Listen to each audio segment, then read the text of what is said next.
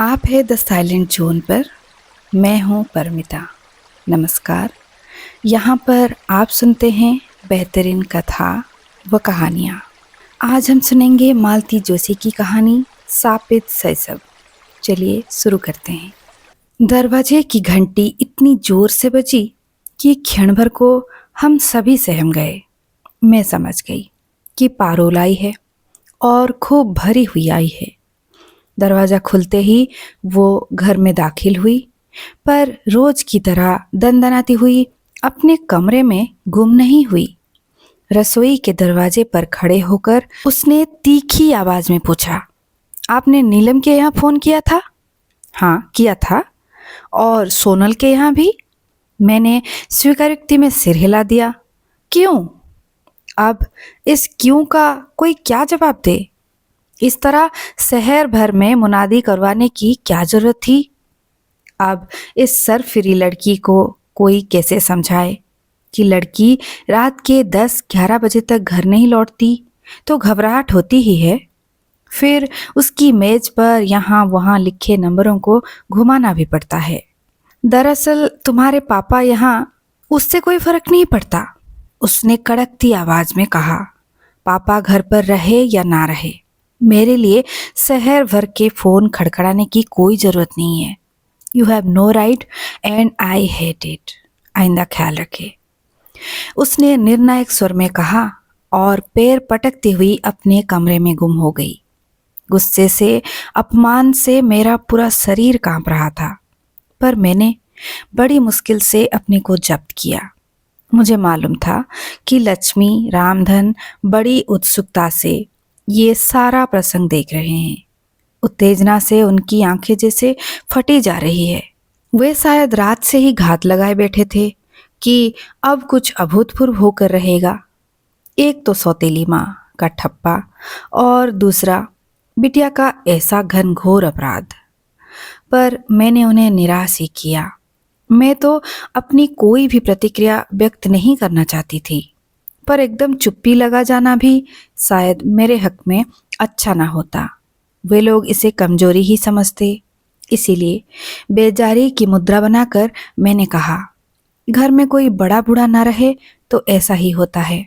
बच्चों को न बोलने की तमीज आती है और न रहने को ढंग।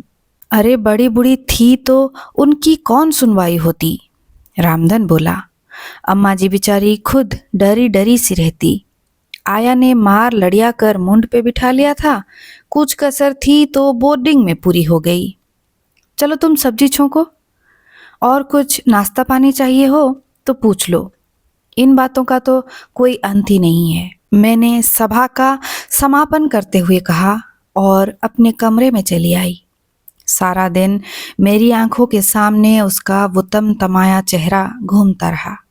कैसा तो सुंदर रूप पाया है, पर गुस्से में कितना विकृत हो जाता है।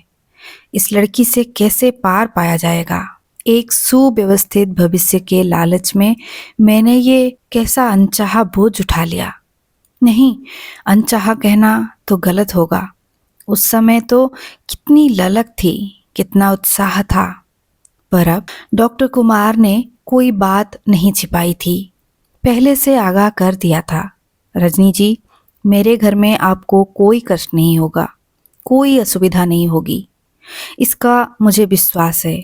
ईश्वर की कृपा से सुख सुविधा का सारा सामान घर में मौजूद है। पर हाँ, घर में मेरी एक बिटिया भी है जो अपने में एक समस्या है। बोलती है तो पत्थर सा मारती है। अब तक तो हॉस्टल में थी, इसीलिए आचार व्यवहार का कोई ढंग मैं उसे सिखा नहीं पाया हूँ। हाई स्कूल करने के बाद अब मैं उसे घर पर ले आया हूँ। सोचा था कल को उसे शादी करके फिर दूर जाना ही है। कुछ दिन तो बाप के पास रहे, कुछ तो मन के तार जुड़े, पर बड़ा मुश्किल लग रहा है। बल्कि अब तो मैं इस चिंता में घुल रहा हूँ कि इस उज्जड़ को ब्याहेगा कौन? अगर कोई माइका लाल दहेज के लालच में ले भी गया तो 4 दिन बाद ही मेरे दरवाजे पर छोड़ जाएगा। इसीलिए पत्नी की मृत्यु के इतने बरसों बाद मैंने फिर से शादी करने का फैसला कर लिया है। सोचता हूँ घर में सौतेली ही सही, माँ आएगी तो एक वातावरण बनेगा, कुछ संस्कार जागेंगे। ईमानदारी की बात तो ये है कि ये शादी मैं अपने लिए नहीं, अपनी बेटी के लिए कर रहा हूँ। सच है, डॉक्टर कुमार ने कोई बात नहीं छिपाई थी, लेकिन फिर भी मैं स्थिति की भयावहता की कल्पना नहीं कर पाई थी। बल्कि मैंने तो ये रिश्ता एक चैलेंज के रूप में, एक चुनौती के रूप में स्वीकार किया था। 35 वर्ष की आयु में मुझे 17 साल की लड़की की माँ बनने में कोई आपत्ति नहीं थी। अब लगता है उस 17 वर्षीय आफत को देखे बिना ही ये चुनौती स्वीकार करना मूर्खता थी, पागलपन था। मेरी और पारुल की पहली मुलाकात ही बड़ी लोमहर्षक थी। बिटिया को उसके सहेली के यहाँ छोड़कर डॉक्टर केवल एक दिन के लिए इंदौर आए थे। हमारी शादी बहुत ही सादे समारोह में संपन्न हुई। भोज का आयोजन भी लंबा चौड़ा नहीं था। भैया ने केवल चुनिंदा दोस्तों को और परिजनों को ही बुलाया था। फिर भी रात के 11 बज ही गए। भाभी उतनी रात को विदा करने के लिए तैयार नहीं थी, पर इनकी जिद के आगे उन्हें हार माननी पड़ी। कोई बारात की विदाई तो थी ही नहीं। हम दोनों ही कार में बैठकर चले तो 4 बजते बजते घर पहुंच गए। मैंने ये कभी नहीं सोचा था कि मेरे लिए बंधन बार सजे होंगे या किसी ने अल्पना डाली होगी। मैंने ये भी नहीं सोचा था कि शहनाई की मंगल ध्वनि मेरा स्वागत करेगी या कि ढोलकी की थाप से पूरा मोहल्ला गुंजायमान होगा। हम लोगों की शादी तो एक अनुबंध मात्र थी। भैया भाभी ने उसे एक उत्सव का रूप दे दिया था बस। इस ओर वो उत्साह नहीं होगा ये मुझे मालूम था। फिर भी मुंह अंधेरे अपने ही हाथों से ताला खोलकर घर में दाखिल होते मन बुझ सा गया। वेलकम होम, उन्होंने औपचारिकता बरती। थैंक यू, मैंने शिष्टाचार निभाया। थोड़ा सा मुस्कुरा दिया ताकि मेरी हताशा जाहिर न हो। थक गई हो ना, अभी आराम कर लो। इतनी रात में घर क्या देखोगी? जी हाँ, अभी तो अपना कमरा ही दिखा दीजिए। कमरे में जाते ही मन प्रसन्न हो गया। लगा कि आने वाले के सम्मान में इसे नए सिरे से सजाया गया है। डोर मैट से लेकर बाथरूम में रखे टॉवल तक सब कुछ नए नए से थे, नया भी और ताजा भी। मन के किसी कोने में जो एक कांटा सा था कि मैं किसी की बासी गृहस्थी सजाने जा रही हूँ, वो कसक एकदम दूर हो गई। वास लेकर बाहर आई तो देखा ये कॉफ़ी लिए मेरी प्रतीक्षा कर रहे हैं। थैंक यू, मैंने मग उठाते हुए कहा, पर यह धन्यवाद नीरी औपचारिकता नहीं थी। मैंने हृदय से उनका आभार माना था। इस समय सचमुच कुछ पीने का मन हो रहा था, पर घर में कोई था ही नहीं जो अनुरोध करता। अपने आप बनाना कुछ अच्छा नहीं लग रहा था। मैं सचमुच कृतज्ञ थी कि मुझे आते ही रसोई में पैर नहीं देना पड़ा। मैं तो सोच रही थी कि अब तो सुबह होने को है, सोकर क्या होगा, पर कब आंख लग गई पता ही नहीं चला। सुबह उठी तो दिन काफी चढ़ चुका था और ये तैयार हो चुके थे। आज छुट्टी नहीं लेंगे? मैंने कातर स्वर में पूछा। जल्दी लौट आऊंगा, इन्होंने मुझे आश्वस्त किया। आओ नाश्ता कर लेते हैं, मैं रुका हुआ हूँ। नाश्ते की मेज पर ही रामधन से मुलाकात हुई। उसी ने फिर लक्ष्मी से मेरा परिचय करवाया। ये मेरी गृहस्थी के 2 आधार स्तंभ हैं, इन्होंने परिहास में कहा, पर मुझे तो तीसरे की तलाश थी। आखिर मुझसे रहा नहीं गया, पूछ ही लिया, बिटिया से नहीं मिलाएंगे? क्षण भर को उनके चेहरे पर असमंजस के भाव उभरे। वो शायद बेबी तो सवेरे ही लौट आई है, रामधन ने सूचना दी। बुलावे का? नहीं नहीं, रहने दो, हम ही चले जाएंगे, इन्होंने तुरंत कहा और इतनी फुर्ती से खड़े हो गए मानो पल भर की देर की तो रामधन बिटिया को बुला लाएगा। आओ, इन्होंने कहा और मैं घिसटती सी उनके पीछे चल दी। मुझे आश्चर्य भी हो रहा था और बुरा भी लग रहा था। क्या मैं इस योग्य भी नहीं कि कोई उत्सुकता से झांक ही ले। मिलने के लिए ठेठ कमरे में ही जाना पड़ेगा। पिछले बरामदे से सटा हुआ सबसे आखिरी कमरा उसका था। दरवाजा बंद था और भीतर माइकल जैक्सन चीख रहा था। इन्होंने नॉक किया। खुला है, अंदर से कर्कश आवाज आई। दरवाजा ठेल कर हम दोनों भीतर गए। बिस्तर पर औंधी लेटी वो कोई पुस्तक पढ़ रही थी। हमें देखते ही जीन्स में कसी उसकी टांगों का हवाई नृत्य थम गया। ओ पापा, आप हैं? मैं समझी रामधन होगा। इन्होंने आगे बढ़कर पहले कैसेट बंद किया, फिर गंभीर स्वर में बोले, निक्की, मेरा मतलब है इनसे मिलो, ये तुम्हारी मम्मी है। ओ आई सी। बस, इससे ज़्यादा कोई प्रतिक्रिया नहीं। उसने अपनी पोज तक नहीं बदली। इन्हें भी बुरा लगा। एकदम चीखे, निक्की, ये क्या है? Where are your manners? Do you have any? टैग से उठकर बात नहीं कर सकती तुम? वो एकदम उछल कर खड़ी हो गई। अपने छोटे छोटे बालों को गर्दन के एक झटके के साथ पीछे फेंकते हुए बोली, आपकी आज्ञा सिरोधार्य है पिताश्री। लीजिए। मैं खड़ी हो गई। अब अगर आप चाहोगे तो मैं माता श्री की चरण वंदना भी कर सकती हूँ। गुस्से से इनका चेहरा तमतमा उठा। मुझे डर हुआ कि कहीं ये बेटी को एक झापड़ ही रसीद न कर दे। मैंने अपनी दोनों हथेलियों में उनका दाहिना हाथ थाम लिया। सोचा मेरे स्नेह के उत्ताप से उनकी उत्तेजना कुछ तो कम होगी। चलिए। मैंने मनुहार की और इन्हें इसी तरह थाम कर बाहर ले आई। बाहर आकर देखा लक्ष्मी और रामधन दोनों कमरे की ओर कान लगाए बैठे हैं। उन्हें जरूर ही निराशा हुई होगी। एक बात का यकीन जरूर आ गया कि इस घर में अगर कभी कोई नाटक हुआ तो दर्शकों का अभाव नहीं रहेगा। अपने कमरे की सुरक्षित चार दीवारी में आकर मैंने खुलकर सांस ली। इतनी देर से दम जैसे घुटा जा रहा था, लेकिन ये अब भी गुस्से से थर थर कांप रहे थे। प्लीज रिलैक्स, मैंने इनके बालों में उंगलियां फिराते हुए कहा। अपरिचय की सारी दीवारें संवेदना के उस प्रवाह में बह गए। कुछ क्षण बाद ये भी नॉर्मल होने लगे। सॉरी रजनी, इन्होंने भर्राई आवाज में कहा। ओ फॉरगेट इट, मैंने इन्हें आश्वस्त करते हुए कहा।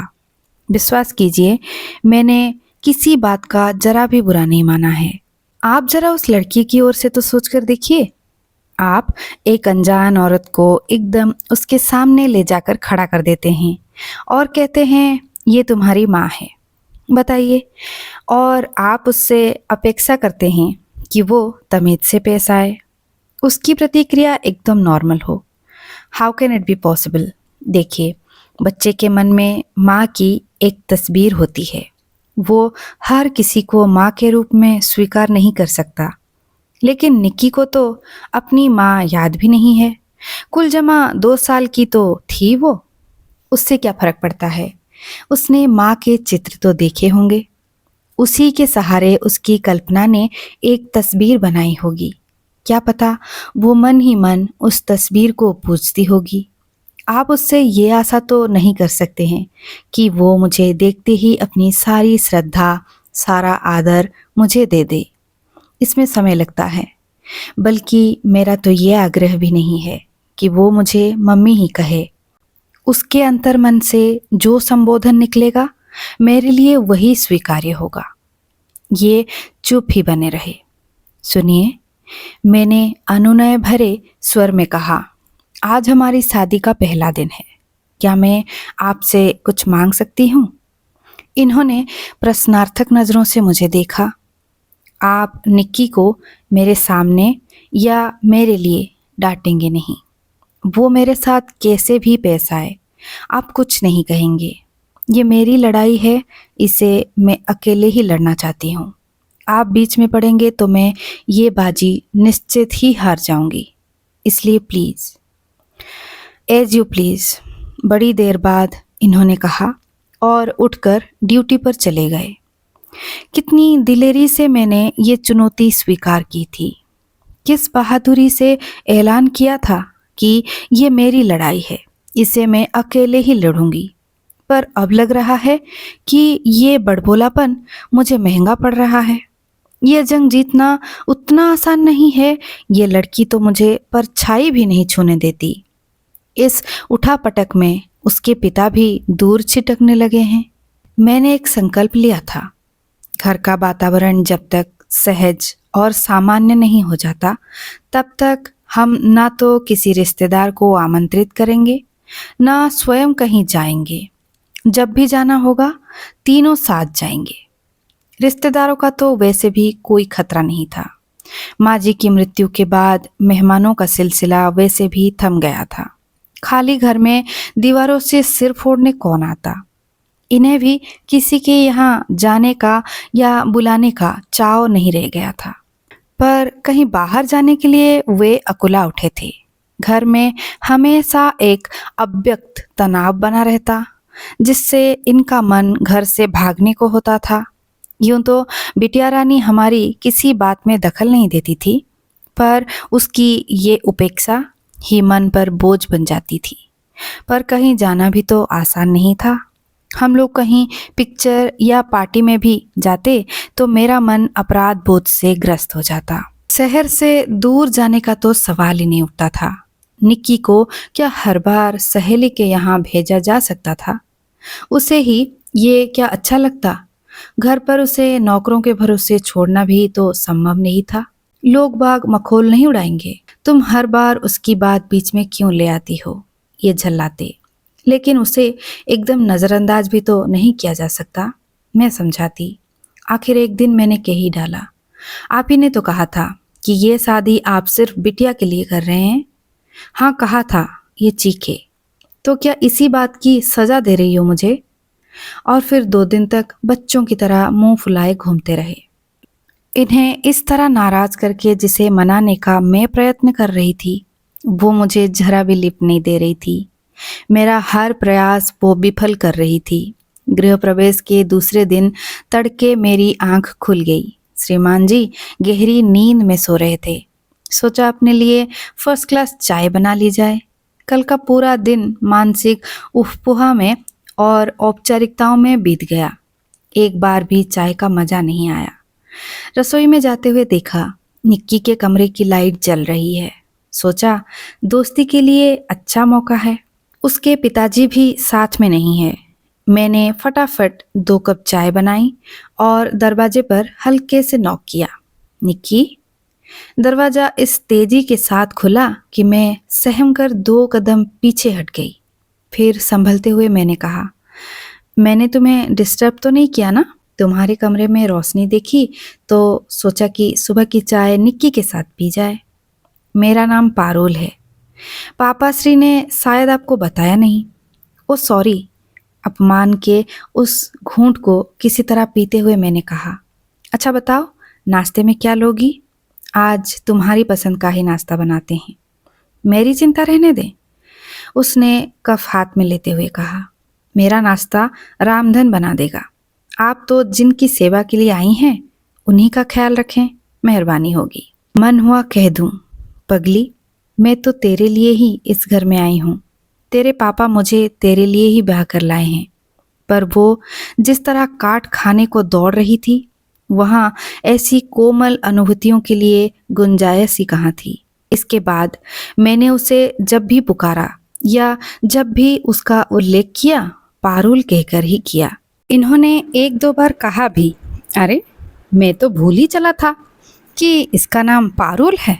इसीलिए तो मैं कहती, इसीलिए तो मैंने ठान लिया है कि उसका असली नाम ही चलाऊंगी। कितना प्यारा नाम है, और आपकी देखा देखी सब उसे निक्की कहे चले जाते हैं। कोई बच्ची है अब वो। चाय वाले प्रसंग की कड़वाहट भूलने में मुझे 2-4 दिन लग गए। उसके बाद मैंने फिर कमर कस ली। उसकी अनुपस्थिति में एक दिन मैंने उसके कमरे का मुआयना किया। वो ठीक वैसा ही था जैसा मैंने सोचा था। उसे तरतीब देने की कोशिश में मेरे पूरे 3 घंटे खर्च हुए। मैंने पहले तो उसका बिस्तर ठीक किया, पलंग की चादर बदली, फिर खिड़कियों के पर्दे बदले, यहाँ वहाँ बिखरे कपड़ों को समेटा, धुले अनधुले कपड़ों को अलग किया, मेज पर फैली किताब कॉपियों को करीने से जमाया, ड्रेसिंग टेबल का शीशा साफ किया, शीशियों के ढक्कन यथास्थान रखे, स्टूल पर कैसेट्स के ढेरों को स्टैंड में फिट किया, बाथरूम में नई साबुनदानियां रखी, गीले तौलिए सूखने के लिए फैलाए। इतना सब करने के बाद लक्ष्मी को झाड़ू लगाने की आज्ञा देकर मैं अपने कमरे में आकर लेट गई। थक तो गई थी मैं, पर मन प्रसन्न था। सोचा पारुल भी देखेगी तो उसका जी खुश हो जाएगा। मुंह से चाहे कुछ न कहे, मन ही मन एहसास तो होगा कि माँ भी कोई चीज होती है। ठीक 4 बजे उसकी लूना गेट के अंदर दाखिल हुई और मैं उठकर बैठ गई। पता नहीं किस अव्यक्त अनुभूति से मेरा हृदय धड़कने लगा। रोज की वो सीधे अपने कमरे में गई और दूसरे ही क्षण वो मेरे सामने थी। धन्यवाद, उसने कहा, पर उसकी आंखें और उसका स्वर उस धन्यवाद का समर्थन नहीं कर रहे थे। आपने मेरे कबाड़ खाने को कमरे की शक्ल देने की जो कोशिश की, उसके लिए आभारी हूँ, पर भविष्य में ये कृपा दृष्टि न कीजिएगा, मुझे अच्छा नहीं लगता। और वो उल्टे पांव कमरे में लौट गई। क्षोभ और अपमान से सुलगती हुई मैं पता नहीं कब तक वहीं बैठी रही। अपमान की ये आवृत्ति तो पता नहीं कितनी बार हो चुकी है। उस दिन घर में कथा थी। रामधन का ही आग्रह था कि शादी के उपलक्ष्य में और कुछ नहीं तो एक कथा ही हो जाए। उसने खुद बोल रखा था कि साहब का घर बस जाएगा तो कथा करवाऊंगा। उसके संकल्प का मान तो रखना ही था। बड़े उत्साह से मैंने सारी तैयारी की। इस घर में हालांकि कोई वातावरण नहीं था, पर माँ के यहाँ तो नित्य पूजा पाठ की परंपरा थी।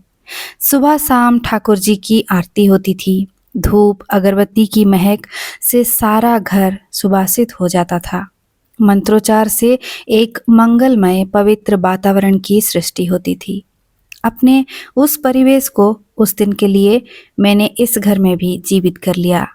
बड़े मनयोग से पूजा स्थल को सजाया संवारा, सुंदर अल्पना से अलंकृत किया।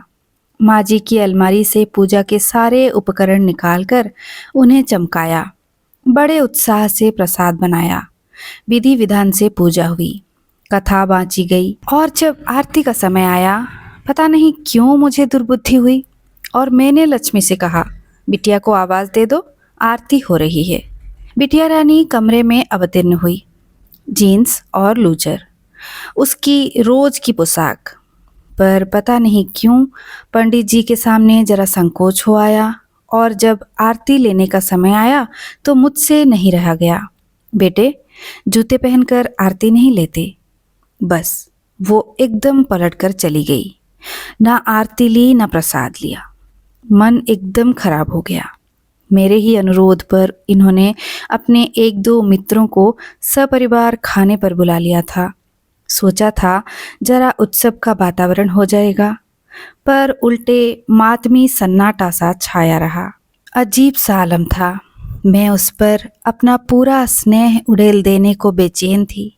अपनी ममता का आंचल फैलाए बैठी थी, लेकिन वो 16-17 साल की लड़की को गोद में लेकर दुलाराया तो नहीं जा सकता। उससे तो दोस्ती ही की जा सकती है। पर जब जब मैंने दोस्ती का हाथ बढ़ाया, उसने निर्ममता से झटक दिया। जब जब प्यार से उसे कुछ समझाना चाहा, बिच्छू सा डंक मारकर उसने मुझे आहत कर दिया। और कल रात तो हद ही हो गई। महारानी सुबह 8 बजे जो कॉलेज गई तो रात तक लौटी ही नहीं। ये सोमवार के लिए दिल्ली गए हुए थे। मेरी तो चिंता से जान सूख गई। रामधन से कहा कि पास पड़ोस में कोई सहेली रहती हो तो पता कर लो, पर उसने साफ मना कर दिया। बोला बेबी गुस्साती है। उसने तो फ़ोन करने से भी मना किया था, पर मेरा मन नहीं माना और मैंने मेज पर यहाँ वहाँ लिखे नंबरों को घुमा दिया। 2 जगह तो कुछ पता नहीं चला, पर तीसरी ने बताया कि शायद मैच खेलने गई है। आप इस नंबर पर पता कर लिए। नीलम के यहाँ उसकी मम्मी मिली। उन्होंने बताया कि लड़कियां खेलने गई हैं, लौटने में देर हो सकती है। चिंता की कोई बात नहीं है, उनका कोच साथ में है। अगर बहुत रात को लौटेगी तो पारुल को वे अपने यहाँ सुला लेंगे। मैंने उन्हें धन्यवाद देकर फोन रख दिया। संकोच के मारे ये नहीं पूछा कि क्या खेलने गई है और कहाँ गई है। एक माँ को इतना तो मालूम होना चाहिए। वैसे इतने दिनों में मैं ये तो जान गई थी कि पारुल टेबल टेनिस खेलती है और अपने कॉलेज को रिप्रेजेंट करती है। जानकर सचमुच खुशी हुई थी, पर इसका ये मतलब तो नहीं कि आपको बिना पूछे हर कहीं जाने की आज़ादी मिल गई। अगर कार्यक्रम ऐन वक्त पर तय हुआ है तब भी फोन तो किया ही जा सकता है। रात मैंने कैसे काटी मैं ही जानती हूँ। डॉक्टर घर पर नहीं थे, नहीं तो मैं इतनी रात उसे घर पर ले आती और सारे आदेशों को ताक पर रखकर खूब खरी खोटी सुनाती।